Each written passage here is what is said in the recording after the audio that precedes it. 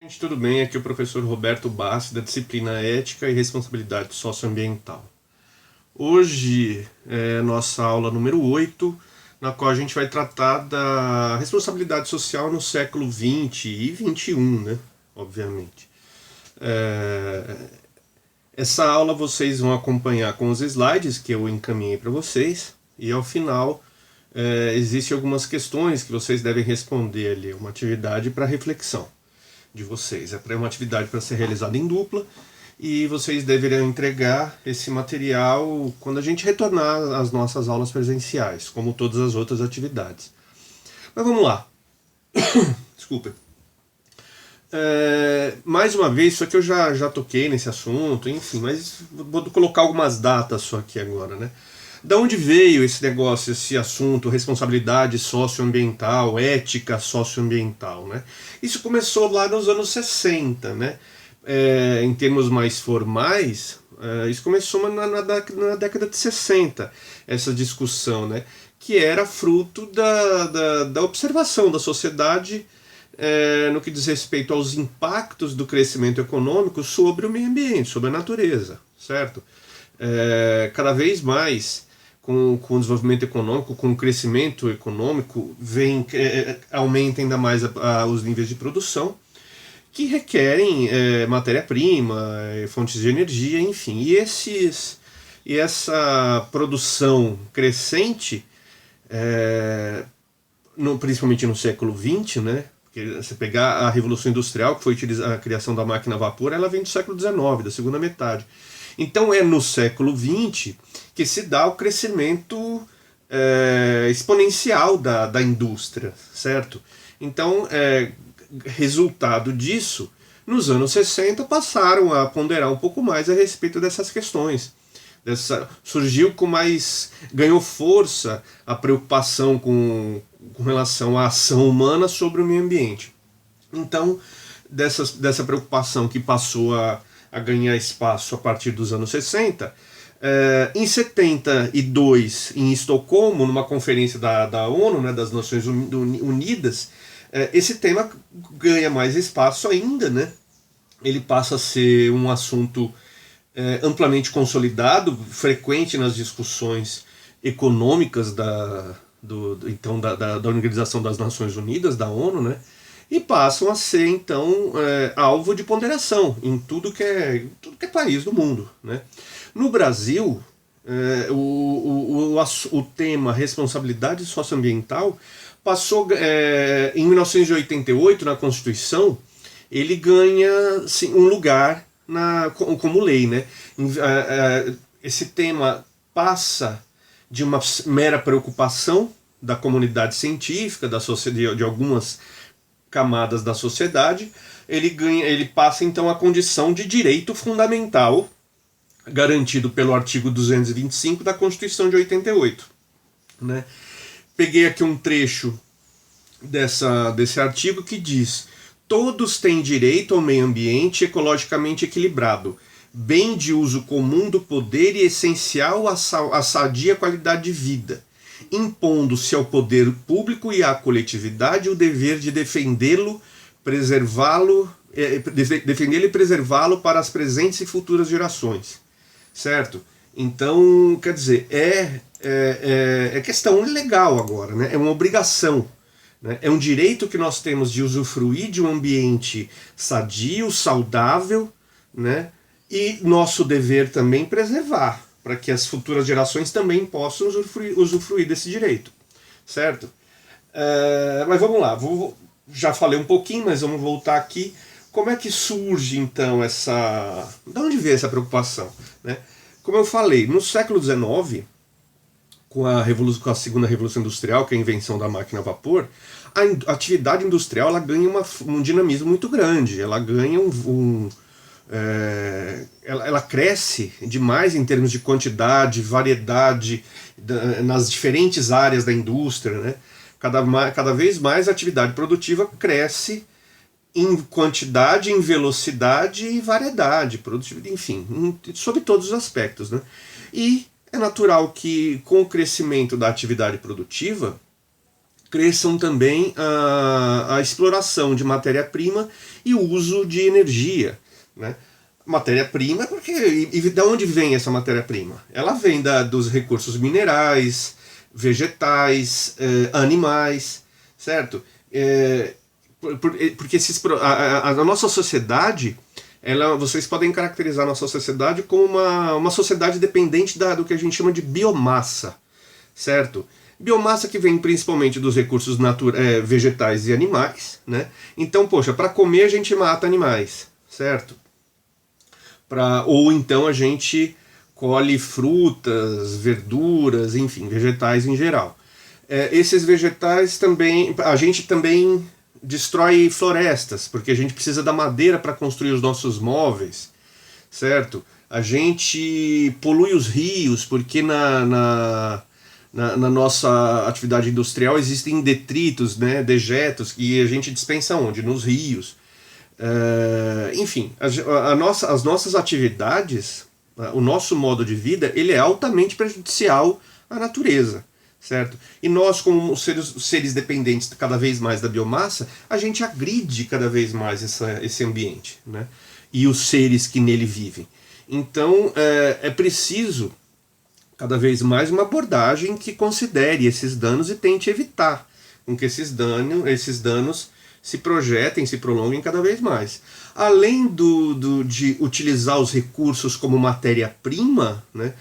Eu não falei dos minerais, aço, alumínio, ferro, carvão, petróleo, eu não falei disso, eu só falei os objetos que a gente usa assim, no básico, né? Desde os primórdios, desde a Idade da Pedra, caça, pesca e extrativismo, né? Vegetal. Eu não falei do mineral, quer dizer, estou falando agora, né? Mas para vocês verem o tanto que nós, seres humanos, interferimos no meio ambiente, extraindo as riquezas minerais, as riquezas naturais, aliás, sejam elas minerais, vegetais ou animais, e a gente extrai isso para usufruto, para benefício próprio, sem se preocupar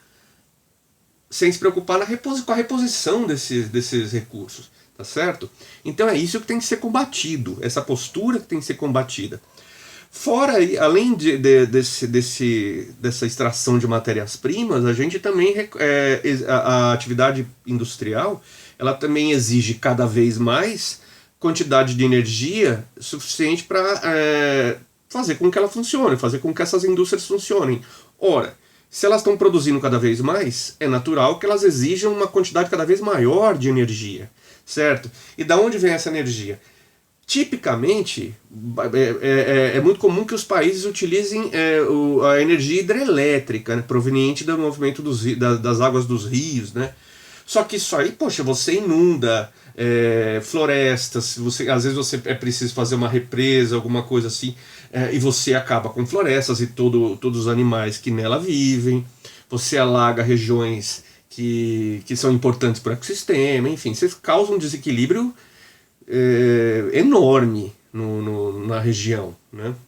Enfim, é uma energia cara também, né, que causa grande impacto. Você tem como outra fonte de energia a energia térmica, né, proveniente da queima de carvão, por exemplo, né, mas isso aí é altamente poluente. A gente tem energia atômica, que ela gera uma grande quantidade de energia, mas os riscos são tremendos, né?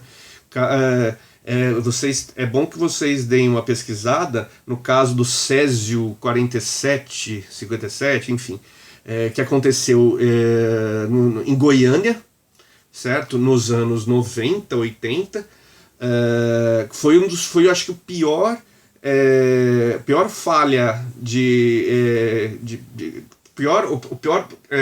a pior falha, o pior desastre atômico ocorrido no meio urbano no mundo, né? Foi o caso dos anos 80, 90, não me lembro bem, na cidade de Goiânia. Isso até hoje, quem vivia na região ali sofre até hoje, os seus descendentes, ou vários morreram ou adquiriram doenças por causa do contato com esse material radioativo, certo? Vocês têm alguns anos atrás, no caso no Japão, de uma usina atômica que que por causa de um terremoto ela começou a vazar, então, enfim, contaminou grande parte da região ali próxima. Quer dizer, os riscos são inúmeros, né? Por outro lado, existem também as energias limpas, as energias que não utilizam a fonte fóssil, né? Não usa o carbono como fonte. Por exemplo, a energia solar, energia eólica que vem dos ventos, maremotriz, você pode colocar geradores que captam o movimento das marés em alto mar e a partir desse movimento se gera energia. Uma série de outras possibilidades, né, de energia limpa, barata, que não agride o meio ambiente, que não exaure os recursos naturais. Isso aí é importante que se saliente, né? Vamos lá, então. Vamos prosseguir com isso aqui, que o debate está ficando muito extenso. O Inácio Sacks é uma das principais autoridades em responsabilidade socioambiental. Ele chama muito atenção para isso, né? Inclusive está na bibliografia aqui nos slides. Ele chama muito atenção para essa questão da exploração desmedida dos recursos naturais, né? Que a gente está acabando cada vez mais com a existência com esses recursos em termos de quantidade e variedade. Existem espécies animais que estão em extinção, outras tantas já foram extintas, que simplesmente não existem mais, né? Existem outras que a quantidade ainda não estão em extinção, né? num patamar de risco de extinção, mas que daqui a pouco chegam lá, tá certo? Mesma coisa os rios, os mares, como é que é? O solo, o lençol freático. Existem regiões em que a água é poluída, que a água do lençol freático já está poluída. Quer dizer, a gente está acabando cada vez mais em termos de quantidade e variedade com as riquezas naturais, dado o abuso do uso dessas riquezas por parte de nós mesmos, da nossa sociedade, que atualmente depende extraordinariamente das mercadorias que usam produtos orgânicos como fonte de matéria-prima e energia. Então, quer dizer, é preciso que a gente encontre um meio sustentável para que a gente consiga, então, aproveitar esses recursos que a natureza nos fornece, mas de maneira a considerar a quantidade e a diversidade desses recursos. A gente não pode simplesmente usar e tá tudo certo. Vou lá, extraio da natureza um recurso vegetal, mineral ou animal e tá tudo bem, né? Tá aí para isso. Não tá aí para isso. Não é e daí. É daí que a gente tem que cuidar para que isso seja reposto, para que a gente consiga lidar com isso de uma maneira sustentável, responsável, né? Só que então, para que isso aconteça, é preciso que haja toda uma mudança de paradigma, né? Ou seja, mudança de paradigma é mudança de modelo. No caso aqui é um paradigma comportamental. É preciso que a gente mude o nosso modelo de comportamento, o nosso jeito de lidar com isso. A ética ambiental, então, ela está sofrendo e precisa que de fato sofra uma mudança nos paradigmas dela. A ética socioambiental antigamente dizia simplesmente que a gente deve agredir o menos possível o meio ambiente. Hoje em dia é não só não agredir o meio ambiente quando possível, mas sempre que possível, tentar adotar ações que aumentem, que reponham, que restabeleçam esses recursos à natureza. Entendeu? Quer dizer, é uma evolução. O paradigma, o modelo de comportamento está mudando. E é preciso cada vez mais que isso aí seja incorporado. É necessário que a gente aprenda a reavaliar o nosso papel na natureza, no planeta, né? Não é possível que a gente continue simplesmente devastando, como se não houvesse nenhuma consequência para isso. Existe sim, né? A gente precisa considerar. E outra, eu não estou falando, é importante a gente lembrar que não é só com relação ao meio ambiente, mas e as minorias? E, por exemplo, aqui no caso do Brasil, como é que ficam os indígenas? Né? Que são minoria. Eles são os donos disso aqui. Certo? Antes dos portugueses chegarem, eles já habitavam isso aqui há muito tempo. Né? E o índio, ele não é a comunidade indígena, eles não são produtivos, eles não são produtores de nada, eles vivem mais ou menos como se fosse na Idade da Pedra, no Homem das Cavernas. Né? Eles convivem extraindo os recursos naturais, mas de uma maneira simbiótica, de uma maneira sustentável. Eles não consomem além do que precisam para sobreviver, de forma então que a natureza tem tempo suficiente para ela mesma repor aquilo que foi tirado, certo?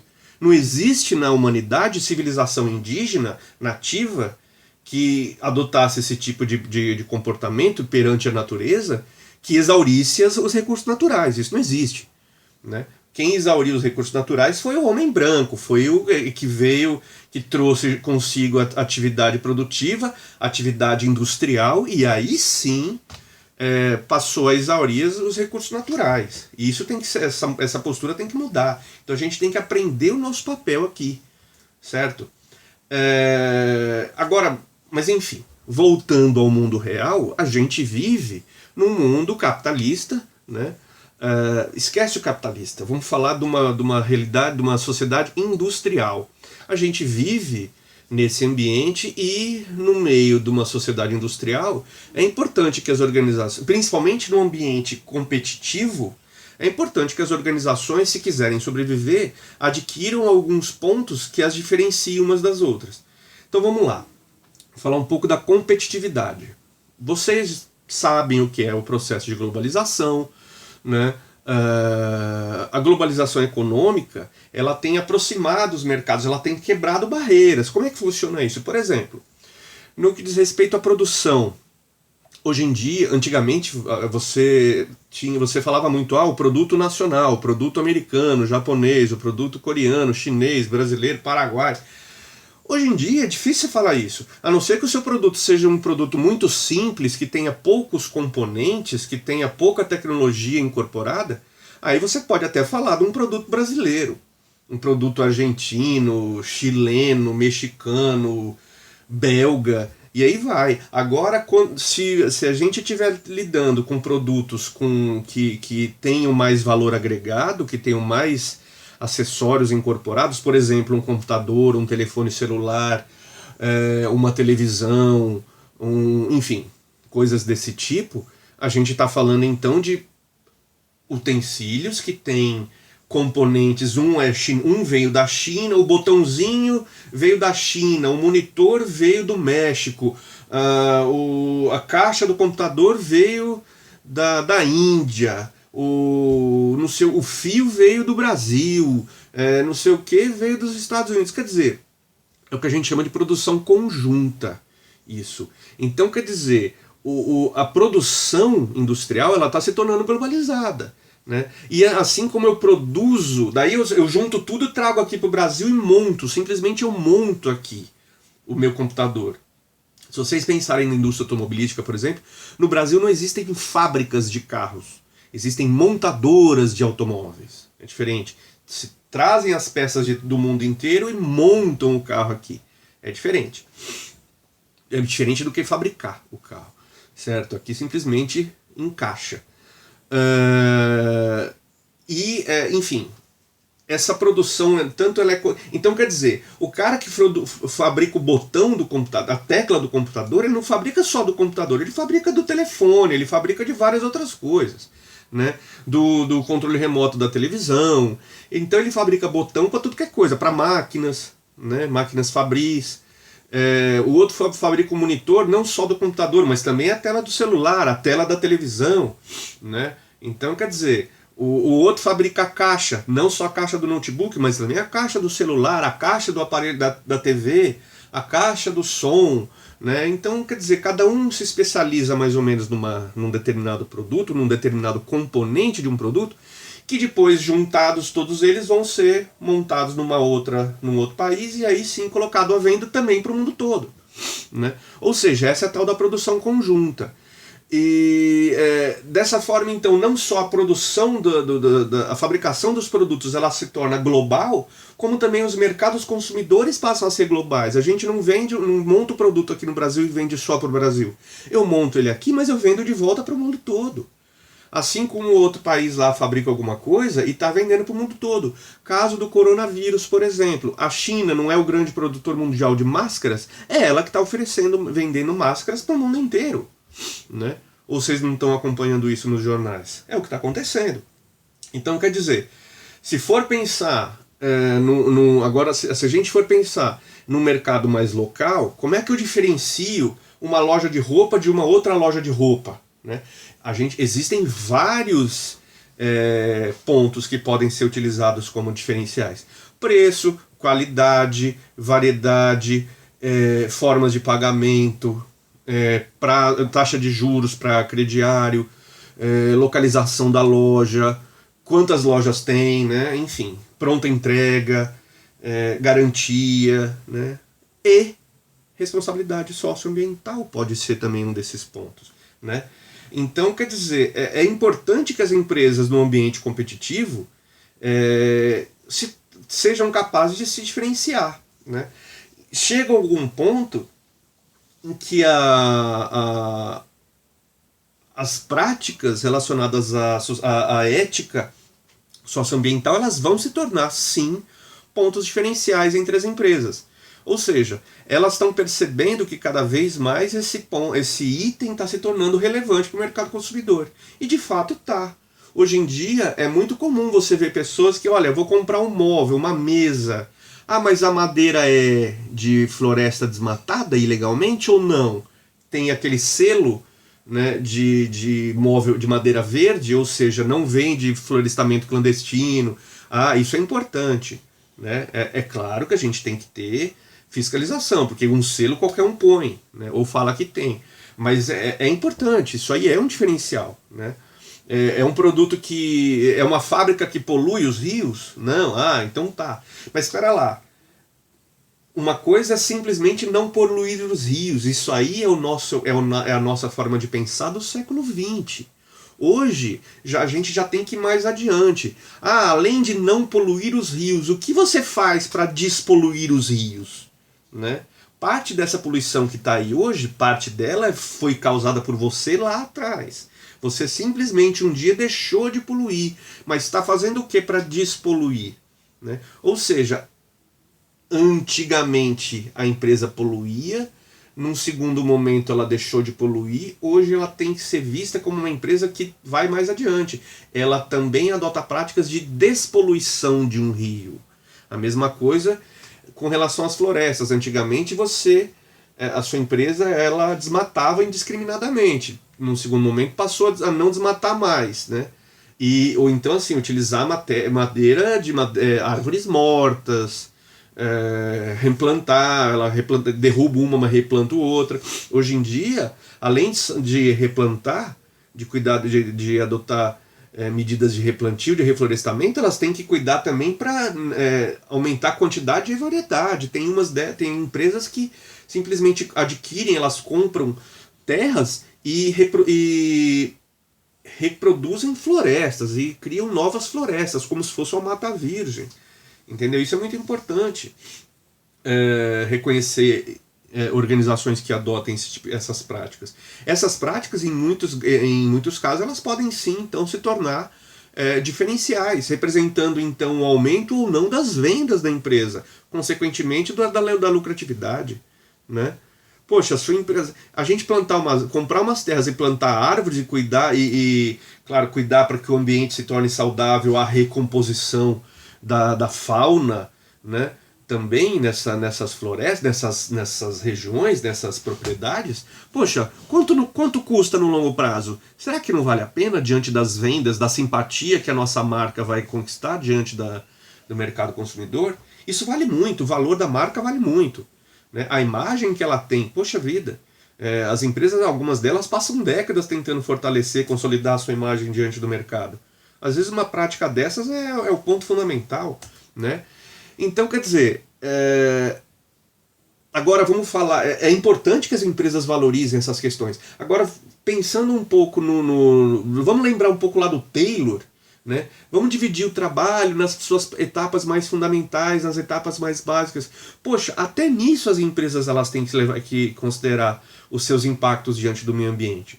Ou seja, elas têm que, mesmo nas suas etapas de produção mais simples, as mais elementares, elas têm que entender qual é o efeito disso sobre o meio ambiente, de que forma que elas impactam então o meio ambiente, e tentar refazer, reestruturar, reorganizar essas etapas de forma que então os impactos sejam os menores possíveis.